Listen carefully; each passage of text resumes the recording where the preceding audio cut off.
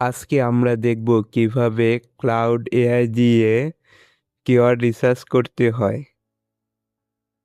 প্রথমে cloud AI এ আসবো এবং সাইন আপ করব। আমার সাইন আপ করা আছে তাই আর করলাম না।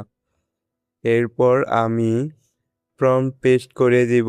প্রম্পট পেস্ট করে দেওয়ার পরে আপডেট করব। এখন 1 থেকে 2 মিনিট ওয়েট করতে হবে। এরপর আমরা আমাদের কাঙ্ক্ষিত এসইও ফ্রেন্ডলি কিওয়ার্ডগুলো পেয়ে যাব।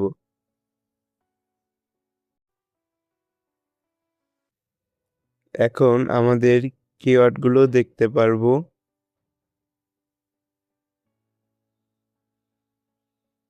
এগুলো আমাদের সব এসইও ফ্রেন্ডলি কিওয়ার্ড। এখানে ডাউনলোড বাটনে ক্লিক করে ডাউনলোড করে নিব সব কিওয়ার্ডগুলো। এখন আমরা সব কিওয়ার্ডগুলো দেখতে পারবো। ধন্যবাদ সম্পূর্ণ ভিডিও দেখার জন্য।